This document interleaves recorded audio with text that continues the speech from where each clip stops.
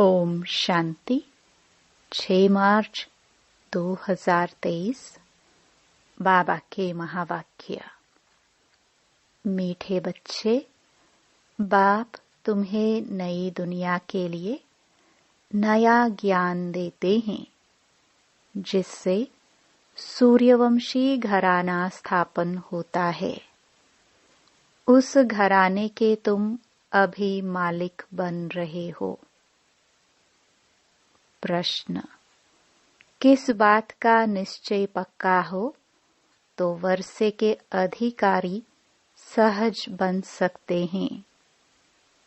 उत्तर: पहले पहले यह निश्चय हो जाए कि बेहद का वही बाबा स्वर्ग बनाने आया है। धंधाधोरी करते यह याद रहे कि हम उस बाबा के बच्चे हैं। हम स्वर्ग के मालिक बनेंगे तो अपार खुशी रहेगी और सहज ही वर्षे के अधिकारी बन जाएंगे।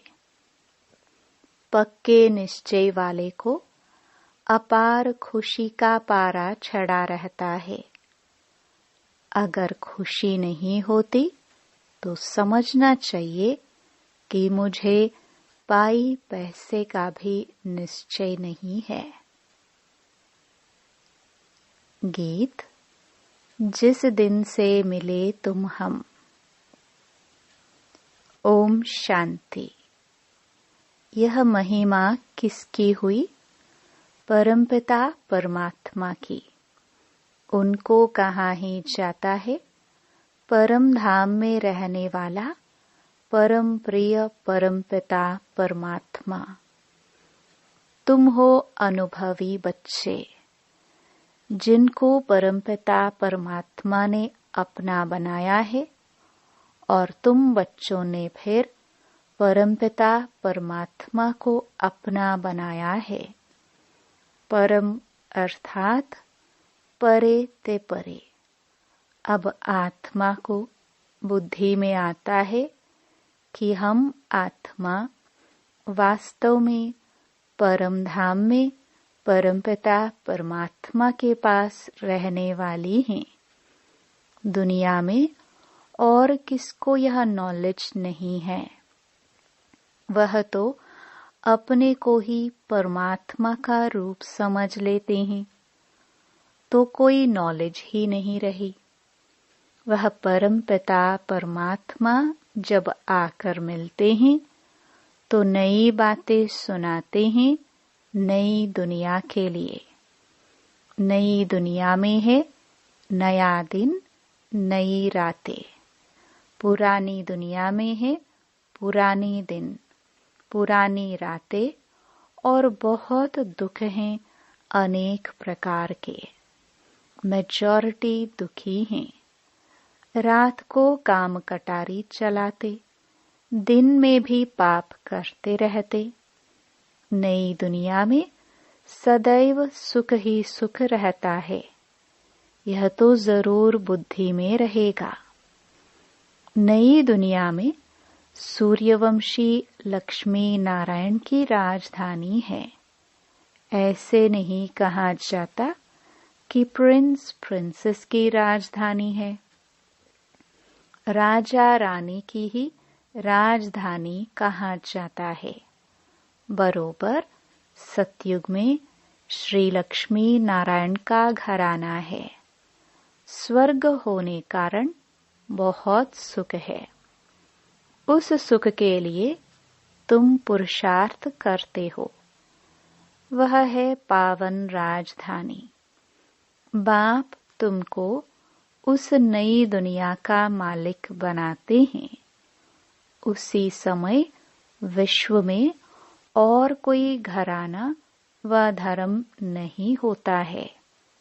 जब कोई को समझाते हो तो फिर लिखाओ कि हाँ, यह यथार्थ बात है। घड़ी घड़ी रिवाइज कराने से निश्चय होगा। नई पावन दुनिया में बरोबर यथा राजा रानी तथा प्रजा पावन ही होते हैं, सदा सुखी रहते हैं। अब तो सदा दुखी हैं। संगम पर भेंट की जाती है। कलयुग अंत में क्या है और सतयुग आदि में क्या होगा। आज क्या है, कल क्या होगा। अब बेहद की रात पूरी होती है। फिर कल दिन में राज्य करेंगे। आज पतित दुनिया है, कल पावन दुनिया होगी।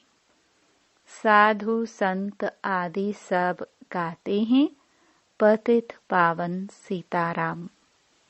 जब देखो ऐसा गाते हैं तो उनसे पूछना चाहिए, आप पतित पावन किसको समझ याद करते हो। पतित कौन है, पावन करने वाला कौन है। पतित दुनिया और पावन दुनिया कैसे हैं। जरूर पतितों को पावन बनाने वाला आएगा तो पावन बनाकर पावन दुनिया में ही ले जाएगा।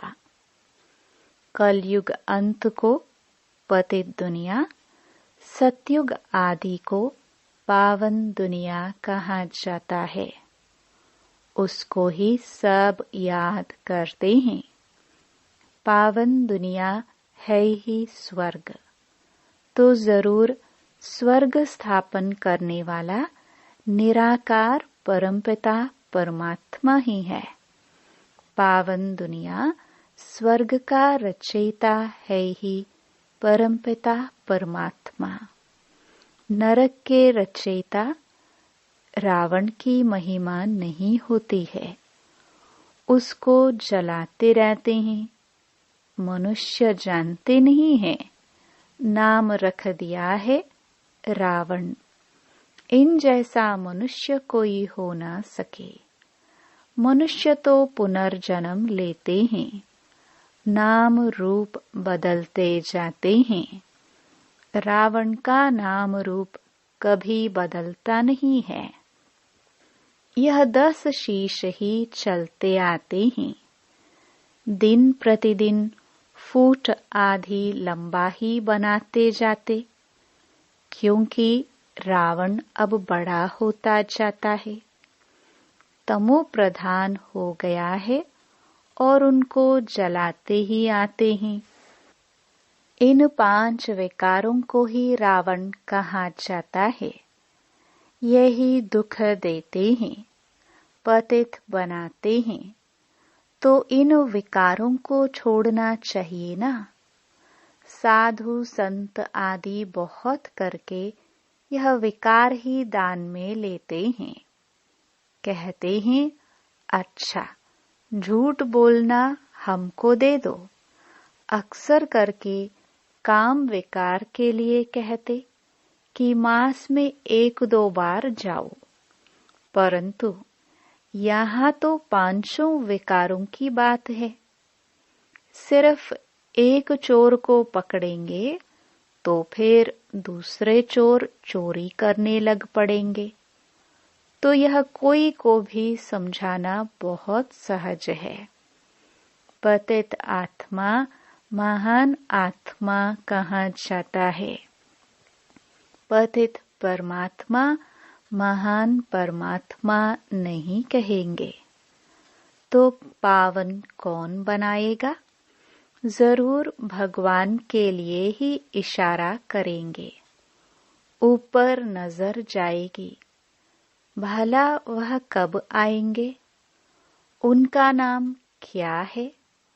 भारत में शिव जयंती तो प्रसिद्ध है। उनका नाम ही शिव है, और कोई नाम नहीं देते। बुद्धि में लिंगाकार ही आएगा। सोमनाथ कहेंगे तो भी बुद्धि में लिंग आएगा। अभी तुम्हारी आत्मा जानती है, परमात्मा भी हमारे जैसा ही स्टार है।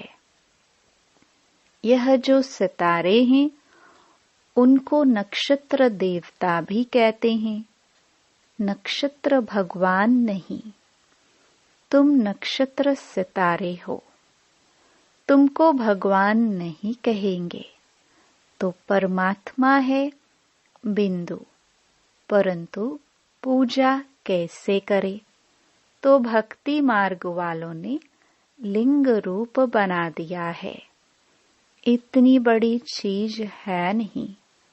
आत्मा तो छोटी बड़ी होती नहीं, तो उनको बड़ा बनाना भी रॉन्ग हो जाता है। कोई मनुष्य को परमात्मा का यथार्थ ज्ञान है नहीं। यह बड़ी महीन बातें हैं। कहते हैं एकदम बिंदी है, उनको याद कैसे करे? अरे, आत्मा को अपने बाप को याद करना तो बहुत सहज है। सिर्फ बाप की महिमा न्यारी है। आत्मा तो एक जैसी ही है। आत्मा में ही अच्छे व बुरे, ऊंच नीच के संस्कार हैं। आत्मा में ही नॉलेज है। आत्मा कितनी छोटी है। मनुष्य गरीब अथवा साहूकार बनते हैं, वह भी आत्मा के संस्कार अनुसार। अभी तुम बच्चों की बुद्धि में यह सारा ज्ञान है। मनुष्य परमात्मा को नहीं जानते, इस कारण आत्मा का भी ज्ञान नहीं है। उल्टा ईश्वर को सर्वव्यापी समझ लिया है। आत्मा ही यह सारा धारण करती है। आत्मा ही एक शरीर छोड़ दूसरा लेती है संस्कारों अनुसार। यह आत्मा बात करती है। मनुष्य अपने को मनुष्य समझ बात करते हैं। यहाँ अपने को आत्मा समझने की प्रैक्टिस करनी पड़ती है। हम आत्माओं को परमपिता परमात्मा पढ़ाते हैं। मनुष्य तो कह देते आत्मा निर्लेप है। अगर निर्लेप है तो फिर संस्कार किसमें भरते हैं? बहुत मूंझे हुए हैं। नई दुनिया के लिए नया ज्ञान बाप को ही देना है। पुरानी दुनिया में रहने वाले मनुष्य दे नहीं सकते। तो बाप को जानना चाहिए ना। भक्तों को भगवान से वर्षा लेना है। भक्ति भी चली आती है। ठिक्कर भीतर में परमात्मा को ढूंढते रहते हैं। समझते हैं सब परमात्मा के रूप हैं। वास्तव में हैं सब भाई भाई। लक्ष्मी नारायण से लेकर जो भी मनुष्य मात्र हैं, सब भाई भाई हैं अथवा भाई बहनें हैं। क्योंकि प्रजापिता ब्रह्मा की औलाद हैं। अगर शिव की औलाद कहे तो वह निराकार आत्माएं हैं। ब्रह्मा के बच्चे बहन भाई जिस्मानी हो जाते, परंतु फिर गृहस्थ व्यवहार में आने से भाई बहन का भान भूल जाते हैं। अगर वह ज्ञान रहे तो फिर विकार में भी न जाए। अभी फिर बाप समझाते हैं, तुम विकार में न जाओ। तुम एक बाप के बच्चे भाई बहन हो। अभी ब्रह्मा सामने बैठे हैं, तुम उनके बच्चे बीके हो। यह युक्ति है गृहस्थ व्यवहार में रहते पवित्र बनने की। जनक का भी मिसाल है ना। पहले सिर्फ एक एक बात का निश्चय हो जाए कि बाप आया हुआ है स्वर्ग बनाने, बस यह तीर लग जाए तो झट बाप का बन जाए। बाप कहते हैं तुम हमारा बन जाओ तो हम तुमको स्वर्ग का मालिक बनाएंगे। निश्चय है कि यह वही बेहद का बाप है। हम वर्षा जरूर लेंगे। मनमना भव, मध्याजी भव, कितनी सहज बात है। धंधे धोरी करते बुद्धि में यह स्मृति रहे कि हम बाबा के बच्चे हैं, हम स्वर्ग के मालिक बनेंगे, तो यह खुशी रहेगी। यह 84 जन्मों का चक्र है। 84 जन्म सिर्फ सूर्यवंशी देवी देवताओं का ही है। तुम जानते हो हम स्वदर्शन चक्रधारी हैं। सिर्फ चक्र कहने से जन्म सिद्ध नहीं होते, इसलिए कहना है कि हम 84 जन्मों को जानने वाले स्वदर्शन चक्रधारी हैं। तो बाप भी याद आएगा, 5 युग भी याद आएंगे। अब फिर जाता हूँ स्वर्ग में। हमारे 84 जन्म पूरे हुए। बुद्धि में चक्र फिरता रहे और शरीर निर्वाह अर्थ काम भी करता रहे। बाबा ने कहा है स्वदर्शन चक्र का ज्ञान मेरे भक्तों को देना। उनको समझाने से झट यह निश्चय होगा बरोबर हम 84 जन्म लेते हैं। 84 जन्म न लेने वाला होगा तो उनको धारणा ही नहीं होगी। 84 जन्मों का अर्थ ही है पहले पहले हम सूर्यवंशी में आएंगे। थोड़ा भी कोई सुनकर जाएगा तो स्वर्ग में जरूर आएगा, परंतु 84 जन्म नहीं लेंगे। देरी से भी आ सकते हैं। उनके फिर 84 जन्म थोड़े होंगे। यह ज्ञान की कितनी महीन बातें हैं, कितना हिसाब किताब है। फिर भी बाप कहते हैं अच्छा, अगर इतना गुह्य राज नहीं समझते हो तो भला बाप का बन वर्षा तोलो। हम शिव बाबा के बच्चे हैं। वह स्वर्ग का रचयिता है। यह नशा रहना चाहिए, परंतु माया ठहरने नहीं देती है। कोई तो कहते हैं बाप और वर्षे को याद करना, यह कोई बड़ी बात नहीं। माया हमको क्या करेगी? हम तो जरूर वर्षा पाएंगे। कितनी सहज बात है। कोई को तीर लग जाए तो बाप और वर्षे को याद करते बहुत खुशी में रहे। जब तक खुशी नहीं आती तो बाबा कहेंगे पाई पैसे के निश्चय वाले हैं।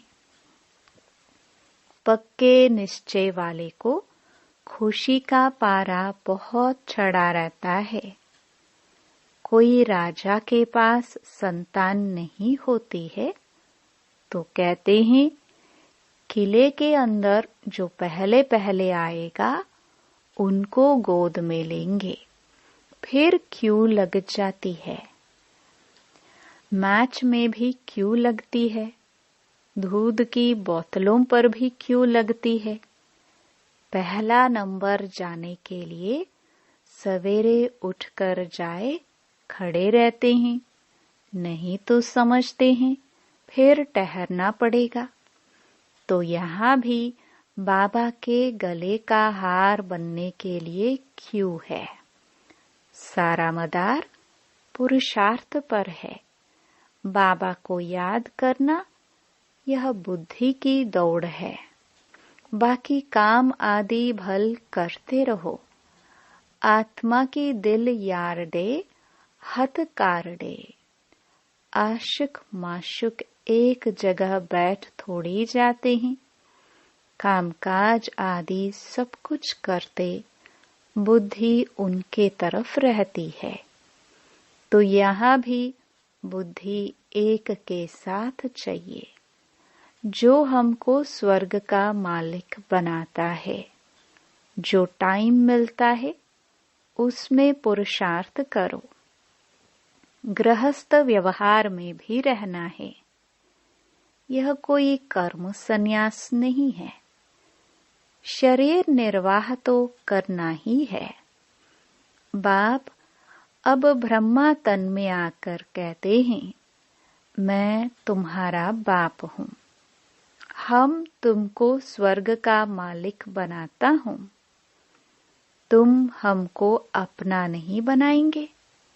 मेरे बने हो तो अब मेरे साथ योग लगाओ, और मेरे बनकर फिर तुम पवित्र नहीं रहेंगे।